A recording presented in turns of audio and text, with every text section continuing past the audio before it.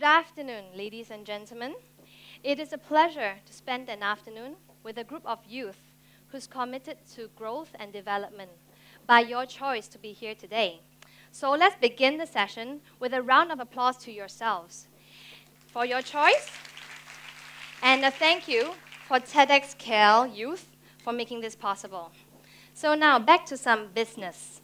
I'm here to share with you about results, result power. So, most importantly, our relationship with result. Think, exam. Think, report card. For most of us, this creates a negative emotion. Where does this negative emotion come from?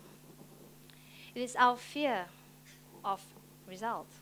Why do we have a... Well, as a person who's result conscious, and from exam grades to athletic medals, I have been drowned by my negative relationship with results. I have been going through a roller coaster ride of my self-perception as a result of this destructive view. What does this mean? When I had bad results, I saw myself as a failure. When I had good results, I was a success. So, eventually, the ups and downs of this perception caused me to become a very shy and introverted youth who did not want to say much to avoid the harsh judgment of others, and more dangerously, the harsh judgment of myself. So, the struggle to reduce the volatility of this self-perception is time and energy consuming, self-defeating, and ultimately creates a negative fixed belief we have in our character and ability. The magic question now is how to develop a constructive view that creates a healthy relationship we have with results, whereby results become a tool we use to get up faster and stronger through the roller coaster ride of life. I would say that the answer is by changing our view of result. The book, Nothing Changes, Everything Changes, by my spiritual guide, Tem Rinpoche, taught me to look at result this way. Result is a feedback and signal on the effectiveness of my plan and strategy. Result does not define who I am. Result was something I used to guide me on what's next. Result does not control my emotional reaction to a certain circumstance. I also developed a very clear definition of what result means to me. Mistakes, my dears, are not results. Mistakes are room for improvement. In fact, when you make mistakes, it's a good sign that you are stepping out of your comfort zone. It is a sign that you are entering the unknown and uncertain. Therefore, the bigger the room for improvement, the larger the opportunity you have to learn and gain from. I also practiced the law of cause and effect, commonly known as karma these days, as an effort to improve my relationship with result. Cause and effect has a direct correlation. Therefore, if I have a result that I don't like, which is on this side of the equation, I have to change this side of the equation, which is the cause, my action. My action is within my control. Consequently, the results of my life is also within my control. By internalizing this control, we become managers of our lives, and we have the power, the results we wish to have. This view of result caused the successful opening of the Coffee Bean and Tea Leaf flagship store in Xintiandi, Shanghai. This location is equivalent to Soho in New York or Covent Garden in London. How did a 24-year-old kid with no management skills, 2 bad location stores, And a company that was in the brink of bankruptcy managed this. Some say it's pure luck. I would say that it is some luck, a lot of hard work, and a whole load of attitude. In November 2004, about 2 weeks after I arrived, a location freed up in Xintiandi. I was all excited. I was like saying, oh my God, what an opportunity. We must grab it. The people around me thought it was a joke. They struggled whether they should cry for me or laugh at me. Nevertheless, I decided to prepare a proposal and submitted it. I was rejected. So, were they all right and I was wrong? I went into this victim mode, like, oh, you know, I didn't have anything to work with. You know, it was a lousy brand. Nobody knew what Coffee Bean was. They thought I was some Chinese brand. And, you know, I didn't have a good team. I didn't have a marketing department. I had nothing to work with. I was trying to blame somebody or something for this undesirable result. I was in this mode for a few days. And then I asked myself, does being in this state help me? No. Does being in this state help the company? No. Okay, do I know what to do? No. But I knew what not to do. We start somewhere. I knew not to continue being in this victim mode. So I got up. I took a step. I started knocking on the landlord's door. I said, okay, the location I wanted is not available. Do you have an alternative location? No, we are in high demand. Okay. All right, if you have no location, can I open the kiosks anywhere? And then I'll operate it until you have a location? No, it's winter. It's -degrees. You freeze. Oh, okay. Then you have another building 10 minutes down the road. Can I open a store there? I just kept going and going. This is what we call very thick skin. It works sometimes. Okay, so I mean, I went proposals, calls, emails. Eventually, without realizing, I was displaying attitude, determination, sincerity, humility. And this got the attention and a little bit of respect from the chairperson, who eventually gave me the opportunity to open this beautiful store on 26 April 2005. Only 6.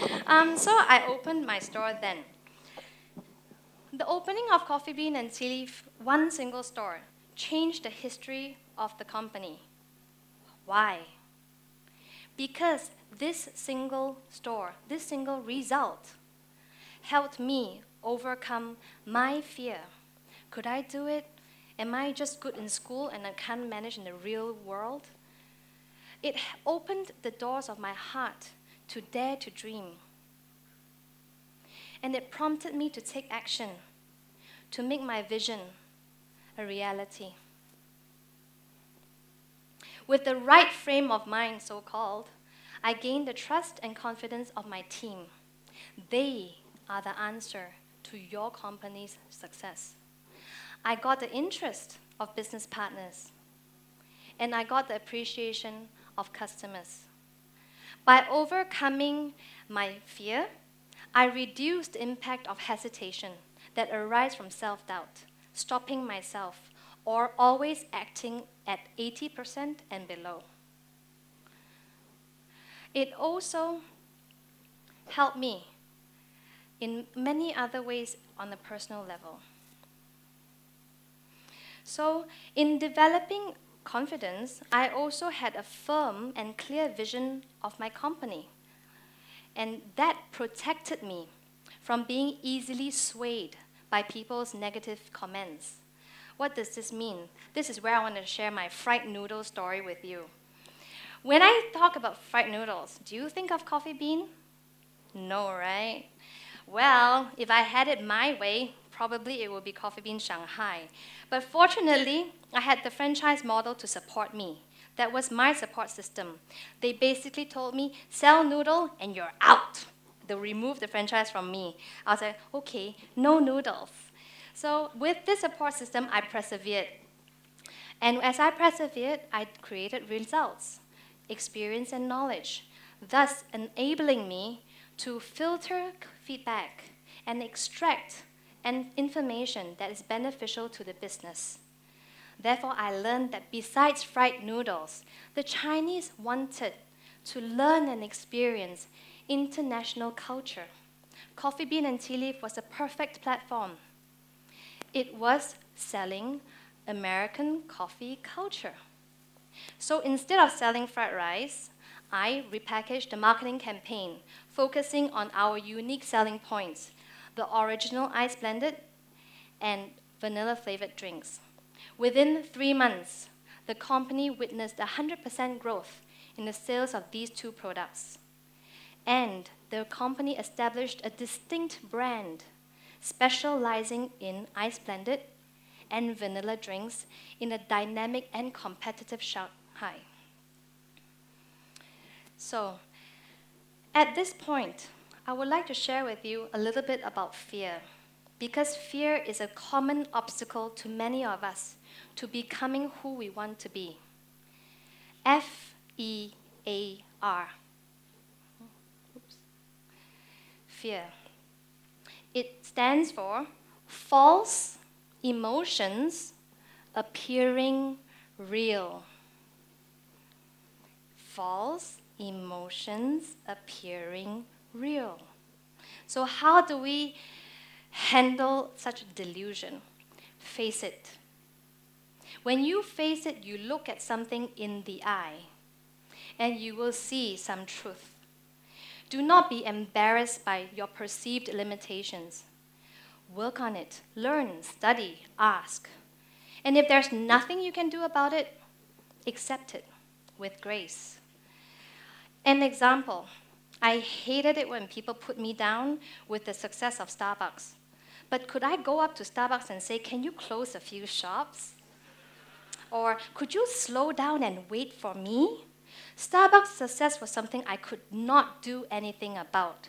So one day I decided, instead of waiting for them to talk about Starbucks, I talk about Starbucks first.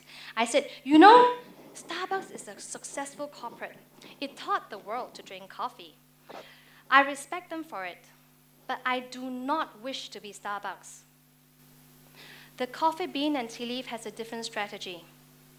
I wish to focus on quality and not quantity. I wish to provide a lifestyle and not a commodity. Therefore, if you're looking for a lifestyle provider, I'm the person you're talking to. Because go to the opposite side of the road for a coffee version of McDonald's. They appreciated my directness and opened up their minds to get to know my business and my brand.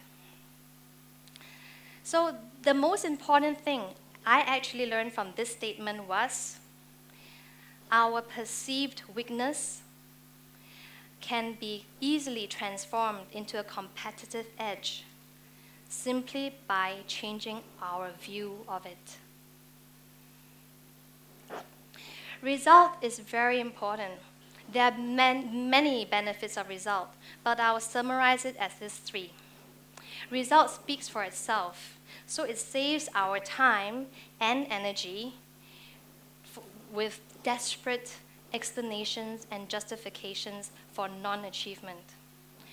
Result gains respect because result is the manifestation of you honoring your word with your action. Result creates confidence. Confidence you have in yourself and confidence others have in you. And confidence is the attitude that empowers you to pursue life with enthusiasm and courage. As my confidence strengthened through result, I developed an out-of-the-box business model with General Motors, a Fortune 500 company recognized in the automobile industry. And in 1 year, this model became the top contributor to Coffee Bean's revenue and profit. So now, before I end, I would like to share a little bit with, it's an antidote for gossip. We don't like gossip. Anyways, we can't start fighting with people. Oh, you're wrong. That's not true. You're gossiping about me. Why are you saying such things? And you get all emotional and defensive. People will say, she's being defensive. There must be something to defend. Therefore, there must be something true about the gossip. Okay? All right. So before I end, I want to share a little bit about planning. A lot of us believe planning can prevent failure. I think planning is to enhance the chance of success. But do not get too busy with planning, because you might actually miss the opportunity altogether. Plan with 20% of your time and effort, and spend the rest in action.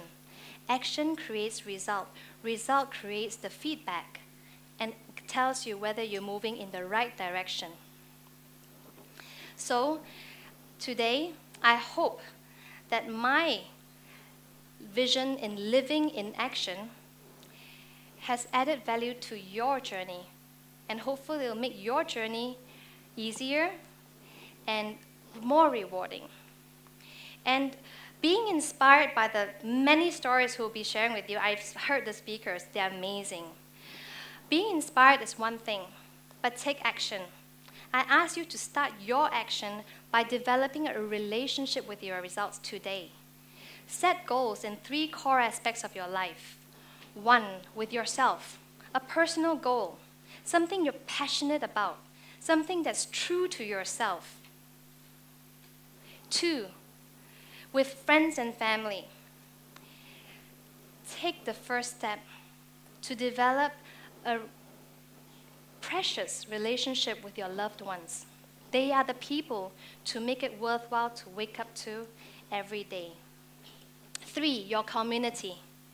Do something for others without expecting anything in return. You will be pleasantly surprised by how much you gain by giving. It is never easy to start, but take the first step, and practice makes perfect. I encourage you, and I thank you for your time and your attention.